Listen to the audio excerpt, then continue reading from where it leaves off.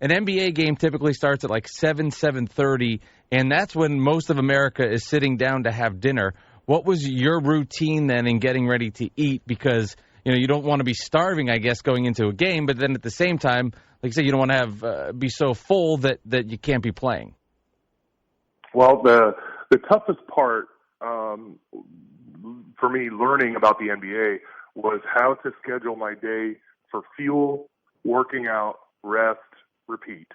And then once you start to travel, there's really no way to have a regular routine because you're getting into cities at 1 or 2 in the morning, sometimes later, depending on where you're coming from and what team you play for.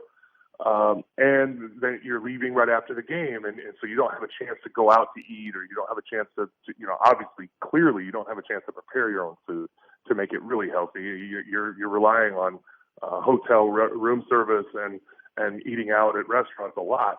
And so for a game day, if I'm on the road, I would typically, shoot around and then get back from shoot around. I would have a big lunch, whether it was some sort of meat with salad and, maybe some pasta to carb load. And then I would take a nap.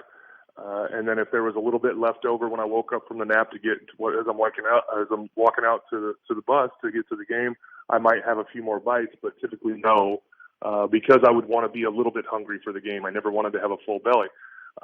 Now that's a typical road, schedule for me.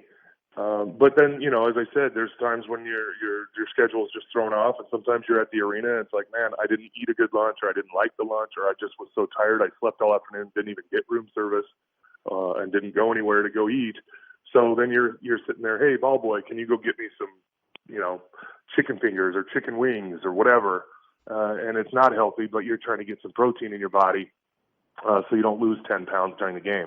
So that would be, a backup plan. Now at home, obviously, a lot different. You go shoot around, you come home. I'd have a nice lunch, a homemade lunch, or I'd make my own lunch, and then the nap, and then a pregame. But in Sacramento, for 5 of my 11 years in the NBA, man, we did something terrible. One time we ordered some chicken fingers and like hamburgers, and we didn't want the press to see it, so we ordered it into the back to the trainer's office, and we went out and won by like 40 points after we did that. Now, I wasn't the only one that ate that garbage food, but a few of us did, and then we were like, next home game, well, athletes tend to be superstitious, so we ordered again, and we eat this garbage food, and we keep winning. And it wasn't anything to do with how good we were as a team, right? It was just the food, right? Right. Tremendous. So anyway, yeah, that became a tradition and an unhealthy one, and to the point that after a while we started ordering the food and just not even touching it. Most of us would just be like, I'm not eating that. I can't eat that garbage every day before every game. So we would order it and it would just kind of sit there. And then after the game, some of us would pick at it, but mostly it would just go to waste. And somebody, we'd rotate who would pay for it. So nobody's like wasting their money and food every time. But, typically the ball boys or whoever would end up eating the food. So it didn't just get thrown away. And, but yeah, it's very difficult to rest, recover, fuel your body with any kind of efficiency or schedule. So you just kind of grab when you can, get what you can, go to the restaurants when you can, get room service when you can. And obviously they do a great job with nutritionists now, better than they ever have. And not that we didn't in my day, but they do now a lot better job of having healthier options on the planes and on the bus, not on the buses, but on the planes.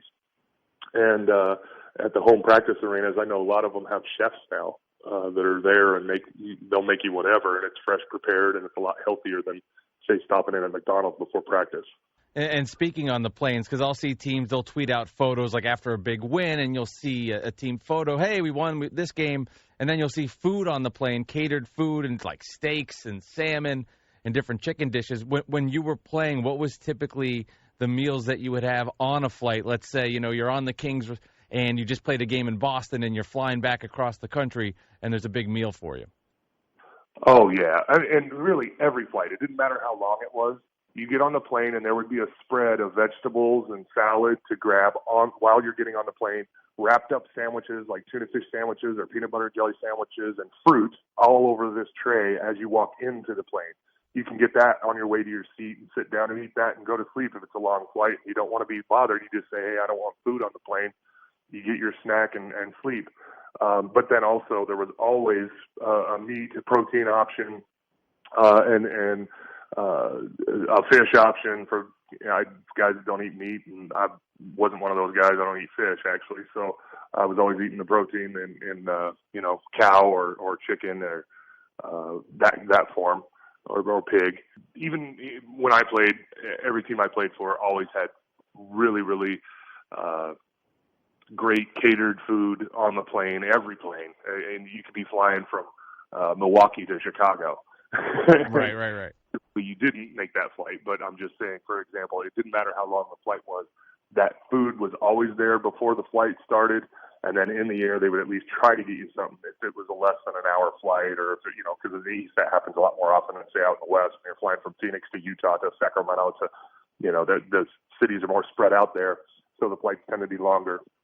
But in the East, sometimes you're in the air for 30 minutes. They're not trying to serve you a full, so they would do a whole lot of the come and get it, and it'd still be steaks and chicken and broiled shrimp and the whole appetizers that I mentioned, to get and grab and sit down and eat it while you're in the flight, because they couldn't physically get up and serve you all that during the flight because the flight's not long enough. But they've always done a great job of throwing food at players because they understand our schedules are so bad.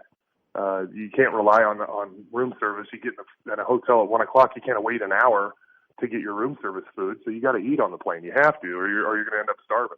Speaking of room service, was there a particular spot that you would travel to that would be the best, or did it at some point just all kind of become the same as you were jumping from city to city? They definitely run into each other. I mean, I can't even think of a hotel that had room service that I would go, yeah, that was the one. Right. The one that sticks out is not because of a positive reason. Now, this is back when the Memphis Grizzlies had a mascot that made sense because they were at Vancouver. Right. But I remember staying at the Pan Pacific Hotel, one of my favorite hotels in the world. If you have a chance and the money, please, everyone, go stay at the Pan Pacific. It overlooks a bay in Vancouver, one of the most picturesque places on the planet. It's absolutely a beautiful hotel and a beautiful location. But anyway, got there and it was one of those days I had time off, and so ordered room service after I was out. We went to dinner and then we went out and stayed up late. We had a day off the next day. And so I ordered room service late, got steak and lobster because, that's what I did. Sounds good. Apparently I didn't pay attention to what I was eating as far as the lobster, and I'm pretty sure I ate the entrails or something. Gotcha. Because I got violently ill within the hour. And I spent the rest of the night in the bathroom. I couldn't get 2 feet from the bathroom or the toilet or anything. And it was not fun, and clearly food poisoning and probably my own fault. I would never blame it on the hotel. I'm pretty sure it was because I ate the wrong part of the lobster and it made me sick. But for a long time after that, I couldn't eat lobster, and it was completely my fault. But, if anybody has ever had food poisoning, you know that if you remember what it was that you ate that gives you food poisoning, some people could never eat that food again. And I'm just glad I can eat lobster again because I really like it. Yeah, totally understand that one. All right, 2 more from me. Because you were in the NBA 11 years, 5 different teams, and you're around people from all different backgrounds, all different cultures, was there a teammate or a player, a coach, a member of a staff that you were around that introduced you to some different foods that was unique to you that you got to try for the first time, just from all your experiences with interacting with so many different people? Not anything that expanded my palate, but made me giggle a whole lot. The Serbians, especially Vlade Divac and Peja Stojakovic, I was teammates with them for 5 years out in Sacramento. But especially Vlade, the most bland palate of anybody I've ever been around. He doesn't eat much. It's basically plain pasta, and everywhere we went, it didn't matter if we were in a 4-star steakhouse or an Applebee's. He would look at the waiter and he would say, cheeseburger, plain. And that is all he would eat. He didn't want ketchup. He didn't want anything on it, just bun, burger, cheese. That's it. And it would be everywhere we went. And if they brought it out with like tomatoes and lettuce and all the sides and fixings, he'd be like, nope, take it back. I don't want. because it was just too much for his palate. His palate was just like, he likes the staples. Right. And if he ordered pasta, the sauce would be on the side, and he would really just usually eat the noodles. Now, I don't know if it's changed now that he's sophisticated and he's the GM of the team, but I don't think so. Because the last time we broke bread was right before he took the job, and we were at a nice Italian restaurant down in Sacramento, and he ordered pasta with no sauce, and it was just plain. He put a little salt and pepper on it, and that was it. Wow. So that was funny. And Paige was like that. He would try a little bit of stuff, but definitely no spicy food. I would say, hey, guys, you want to go get some Thai food? They're like, no, not eating that.